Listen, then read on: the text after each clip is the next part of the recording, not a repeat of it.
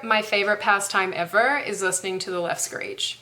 Like ever. So last week, Australia's Immigration Minister Peter Dutton was called racist by the Australian Greens Party because he suggested fast-tracking refugee visas for white South Africans.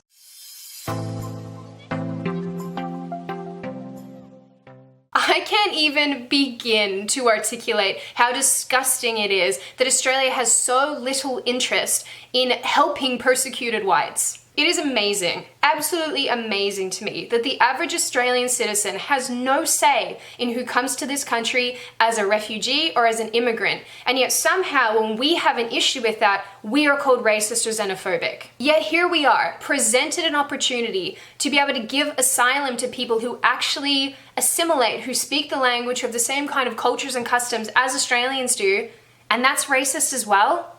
Are you serious? Seriously, beam me up, Scotty, because there is no intelligent life down here. The overall hatred that is socially acceptable in 2018 towards white people is appalling, and I am so sick of it. The truth is, the conflict in South Africa has been going on for decades, and it's been escalating over that time period. White men! White rascal! All of you! You must die! In my own personal life, a number of years back, a close family friend's son was shot in the head standing on his own property in South Africa. He was young, and he was white, and there was no motive for the event. But he is just one example of the tragic events coming out of South Africa today. Let's begin with a 3-year-old girl being raped by 4 men.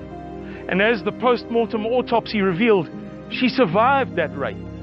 A 3-year-old girl, she survived. So her attackers, her rapists, these grown men, bundled her up in newspaper, poured gasoline on it and set it alight. That's how she died in the end. Or a 4-year-old girl, crucified to her parents' farmhouse's kitchen table,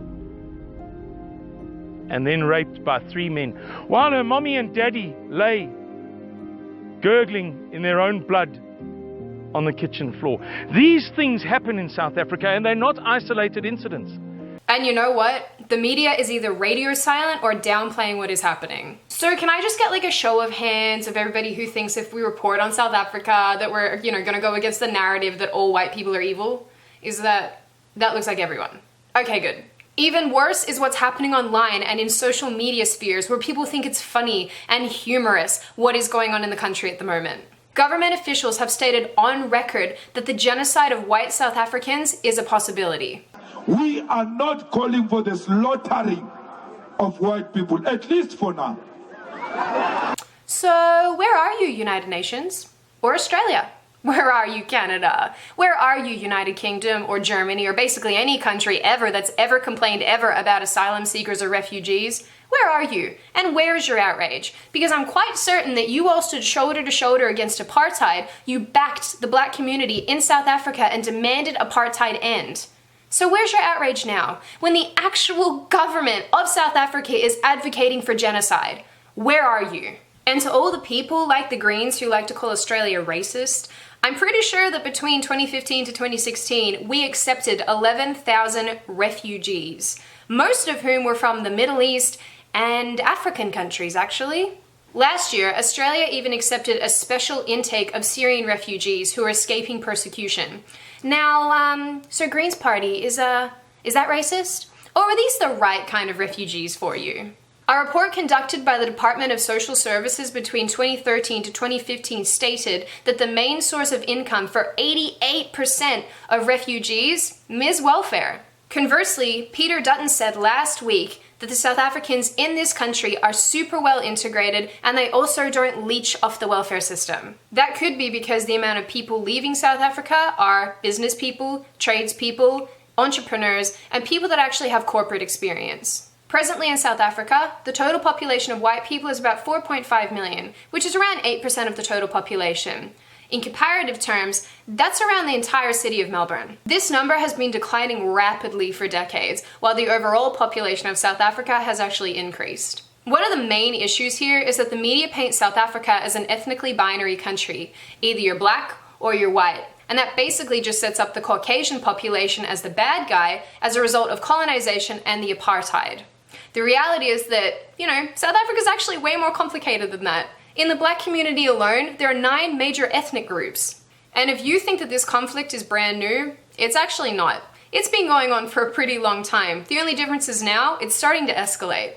During the 80s and 90s, a practice was used called necklacing, where a tire filled with petrol was placed around the arms and torso of a person and they were set alight. This practice was used a lot in mob punishment for black and white people, and it was even endorsed by Nelson Mandela's wife, Winnie. The South African government hasn't even attempted to hide its bias. They're stepping up to say that they want to take white farmers' land without compensation, and I'm pretty sure that's what they're gonna do. No white person is a rightful owner of the land here in South Africa and the whole of African continent. This is our continent. It belongs to us. This is the same government that has advocated for cutting the throat of whiteness. And you're trying to tell me that suggesting we fast-track visas from that country to our country is racist? Are you serious? In my opinion, despite the fact that this issue is seated in racism, this is not about race. This is about genocide. I acknowledge that around the world there are hundreds of thousands of displaced and oppressed people in their own country. But in this particular instance, if you only look at this situation and see skin color, that in and of itself is racist. The Greens have positioned themselves as the champions of refugees. Oh wait, unless you're white. The reality is that this is an urgent matter and things are escalating. And though many people say that the white South Africans have the most wealth and the most prosperity behind them, that is not and will never be a justification for mass murder. South Africans that I know have told me that they cannot stop at red lights at nighttime for fear of being carjacked. They can't walk out of their communities without taking serious precautions for their safety. They can't just walk down the street like a normal person. It is not the same situation that we might experience in Australia. And honestly, I'm not even talking about color here. The blacks and the white South Africans experience this on a daily basis. And we've seen this before. This is nothing new.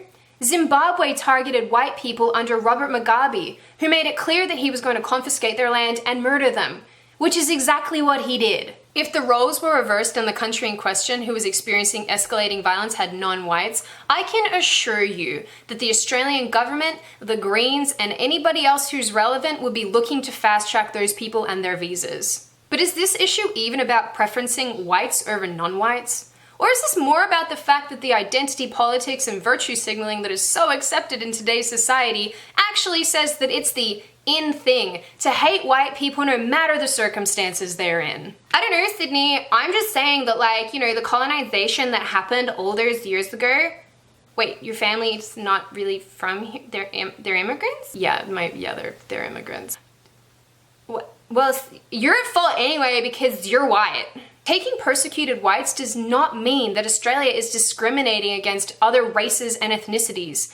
Like I said before, the biggest portion of refugees that we take are from the Middle East and African countries. It is astounding that anyone, including our government, especially our government, justifies the refusal of serious refugee visas simply because the people in question are white. So here's my point. If the South Africans in question were any race except white, everyone would be uniting and trying to get them to Australia. Who's the racist now?